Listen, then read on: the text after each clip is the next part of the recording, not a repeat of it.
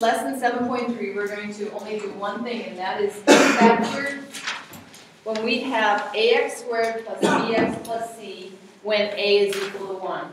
Or in other words, when the polynomial is in standard form and the leading coefficient is 1, we can use this method, what we're going to practice here today, to help us factor it. So what type of polynomial is ax squared plus bx plus c? What's its degree? It's a degree what? 2. So if it's a degree 2, how many terms does it have? 3. 3. So if it's a degree 2 with 3 terms, we call it a Quadratic trinomial. Quadratic, not quartic. Remember, there's another one called quartic. That's a degree 4. Quadratic, and because there are 3 terms, there's a special name for that also, trinomial.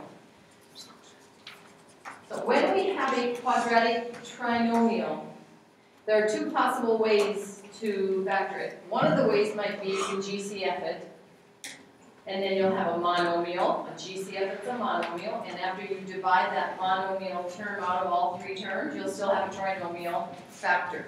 So you'll have a monomial factor times a trinomial factor. But what if you can't GCF it?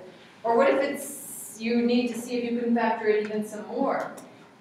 So if a quadratic trinomial can be factored, the factors are often 2 binomials. Instead of it being, if we can't GCF it, or maybe we already have GCF'd it, and now we still have a quadratic trinomial factor, often we can then factor it into 2 binomials.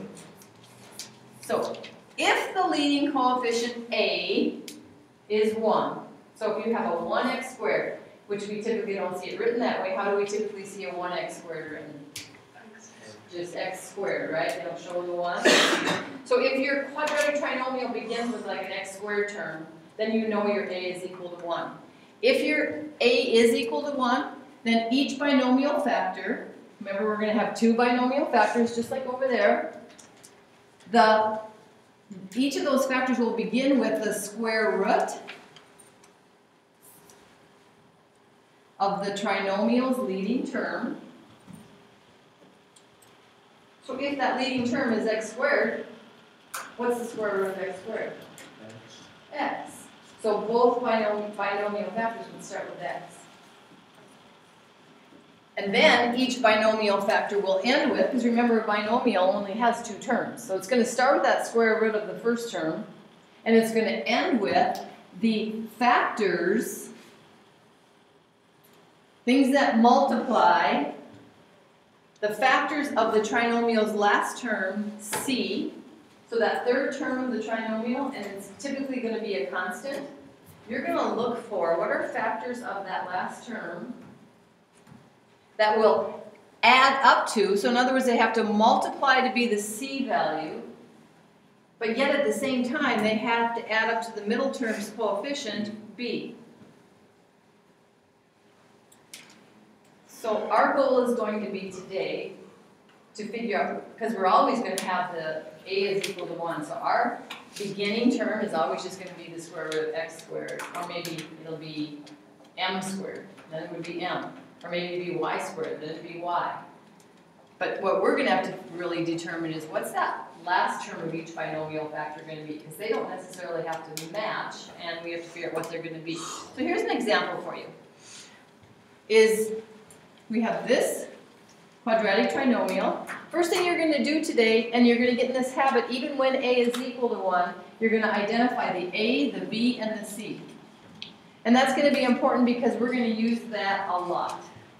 Coming in the next, rest of this chapter, we're going to use it in the following chapter. Okay? And so after we identify what our a, b, and c are, then we're going to do this, like I called the diamond method, but we really just make it x. And we're going to put the c value up here and the b value down here. And we're going to ask ourselves, so here we put the c value, which was 6. I'll get these lines out of the way. So the c value, which is 6, is up there. The b value, which is 5, is down here. And here's what you're going to ask yourself. What multiplies to be 6 and adds up to 5? and that's 3 and 2. 2. So this part you don't have to show, this would be kind of like what your head work. You'd say 3 times 2 is 6, and 3 plus 2 is 5. So I now know those two numbers that I'm going to put in the middle here, because those are going to be what my binomial factors are going to end with. So we're always going to have addition here until we clean it up, if it can be cleaned up. So it's going to be x plus the 3, which was one of our numbers, and x plus the 2, which was our other number. Can those be cleaned up? Okay, x plus 3 and x plus 2, either of those binomials need cleaning up? No. I want you to FOIL that back out. I want you to FOIL, as if we're back in chapter 6, remember when we were just multiplying is all. Multiply x plus 3 times x plus 2 and see what you get.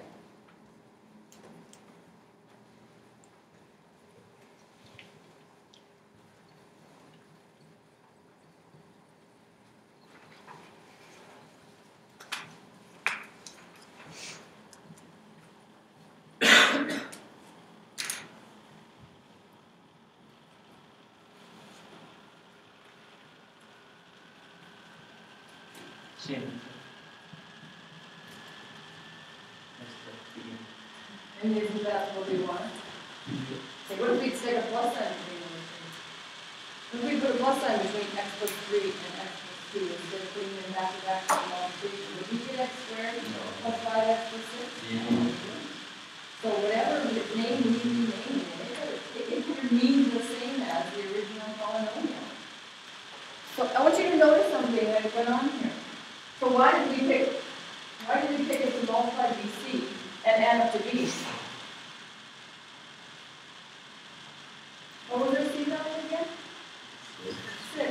Where did we multiply these 6 and 12?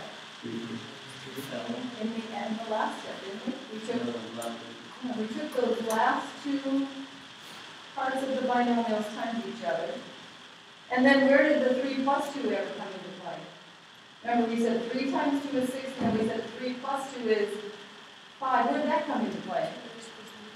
Yeah, right here in our O&I step. They're like terms, and they can be added together. Okay? So, that's why, I mean, we're really kind of working backwards. We're just taking it back to what was it before it got forward. Okay, let's go to the backside and do some practice together. You're not mad. I'm mad. One. I wrote it over here instead of down here. Oh. I thought we were. So let's do number 1, x squared plus 10x plus 16. Remember, the first thing we're always going to do is identify our a, our b, and our c. What's our a? 1. What's our b? 10. And what's our c? 16. When a is 1, this is what we can do. We can put the c here and the b there. So what are we going to put at the top of our 16. 16. And down here we're going to put our 10. And we're going to ask ourselves, what multiplies to be 16 8 times 8 is 2. and adds up to 10? 8 times 2. 8 times 2. So we do 8 and 2 on the sides. We say, oh, those are the numbers we need that our binomial factors are going to end with. So we have x at the beginning because the square root of x squared is x. We do plus in both of them, and then we see if we can clean them up later. We need an 8 in one, and we need a 2 in the other. Can those be cleaned up? No. Okay. Then I want you to do a check problem over here to the side, just like you wanted to do in the other one, Ricky. Foil, rectangle, whatever you decide you want to do. Decide though. Do it right over there to the side. You have to do check problems in your homework, so feel free to practice that now.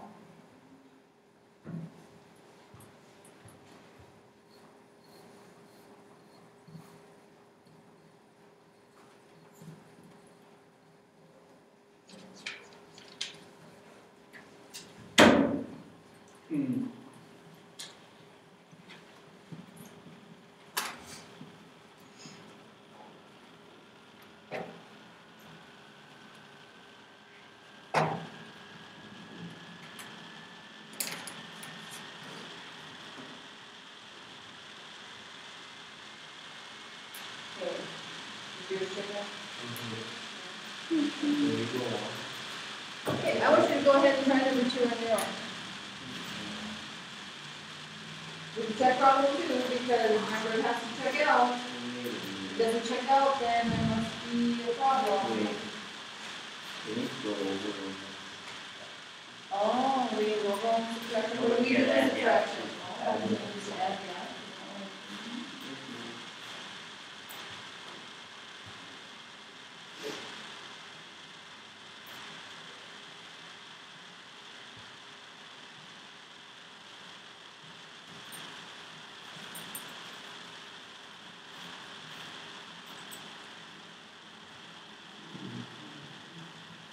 What?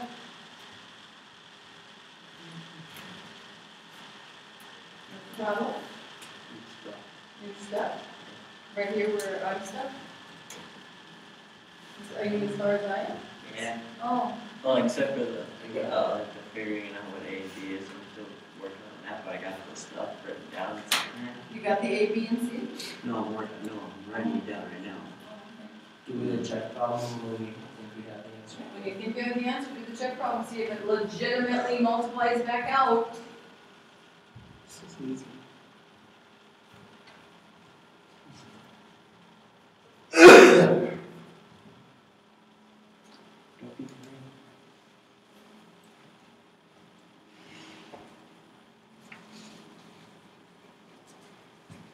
Oh,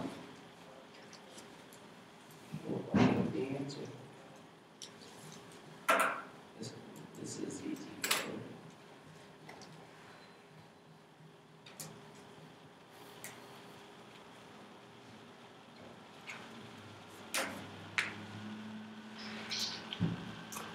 These are probably, once you catch on to it, these are the easiest ones to cut. Quadratic trinomials when A is equal to 1. But don't pretend you know what you're doing, because tomorrow we have to use this and factor grouping all together. You're So- joking, right? I'm not. Oh. X minus 6 times x minus 1, are those your two factors? Yeah. Does it matter which one comes first? No. Wait, yeah. Oh. Why not? Could I also write it like this, and I would say that I was still correct. Yes. Would this be correct also? Yes. Because order does not matter in multiplication, and there is a factor right here. This is a factor, Mm-hmm. and this is a factor, so they can trade places, can't they? They can trade places. Okay, anybody got Okay. questions about that one? No. Because make sure that, we're gonna, in the end, we're gonna look for some patterns here, we're gonna see here, what are some things we can count on? Do you see anything so far?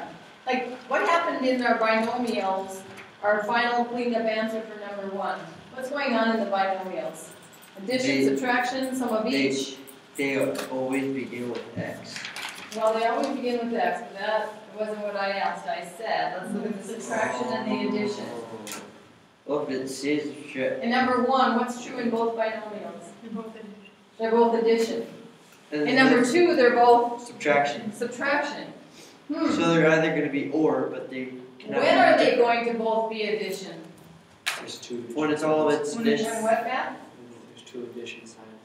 And if there's two addition All- signs in the trinomial, which means if there's two addition signs in the trinomial, that means C is positive and B is B positive. is also positive. And since we multiply to get a positive, and we have to add up to get a positive, what's the only way to multiply to get positives with two numbers? A positive times a positive, Negative times. and a negative times a negative. Can you get two positives to add up to a positive? Yeah, better, all the time. Can you get two negatives to add up to a positive? No, no. So when your C is positive and your B is positive, what are we going to assume? There will be addition in both binomials, okay? When C is positive, so C is still positive, but B is negative, what are we going to assume? There will be subtraction in both of our binomials. Well, what do you think is going to happen in 3 then? How do we multiply to get a negative C? How's the only way to get a negative when you're multiplying two numbers? Negative A negative times a positive. Negative times a positive, or a positive times a Negative. negative, right? Okay, so that's telling me right now that I'm thinking that there's gonna have to be what in one binomial and what in the other? Negative and a positive. An addition and a Okay. subtraction, okay, so let's first identify our B, A, B, and C. And then let's set up our diamond, I call it, even though others have pointed out to me it's just an X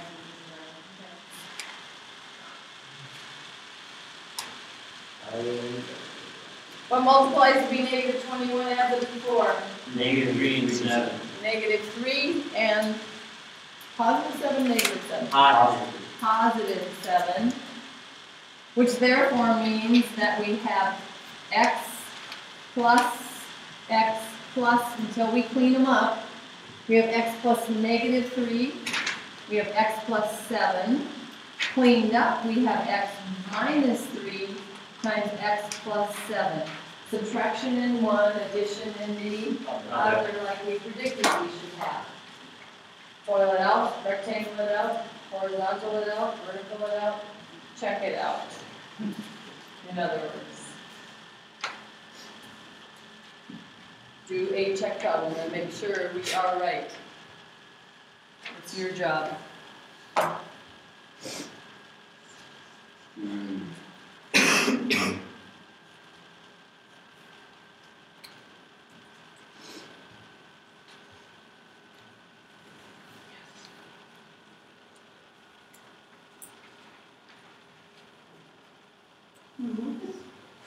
A question for you. What if, and this happens, trust me, what if you made the wrong number negative? Then instead of coming out to a positive 4x, it would be a Negative. negative 4x. Is that the same thing? No. No. So that's why when you do a check problem, that's when that typically is when it gets caught. Because you're like, wait a minute, I ended up with a negative 4x when I checked. I got x plus 3 and x minus 7, and I multiplied it out, and I got a negative 4x. Do I just make it a plus because that's what it's supposed to be? No, No. you go back and You see have what to you go did back wrong. and swap. Yeah, you go back and figure out what went wrong. And typically, this is where it goes wrong. We give the negative sign to the wrong one. Okay? So this was a doing it wrong over here. This is what I was pointing out. It's very easy to do that. Know that you got to take a negative times a positive, but you give the negative sign to the wrong one. Okay? Okay, and number 4. Have you worked it yet? Try it. Okay. Okay. So again, how do you always start? Now the opposite. Identify Yeah, right too. A, B, and C. Am I requiring that in the homework? Yes. And then set up your diamond and find the numbers that the binomials are going to end with.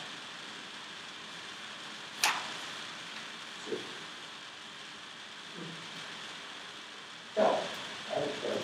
yes. Because for number 4, the bigger number, you have to give the negative sign.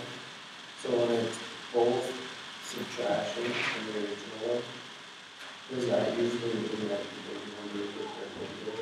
Okay, now, I'm afraid to answer it as a bigger number because in reality, negative 6 is not bigger than 3, is it?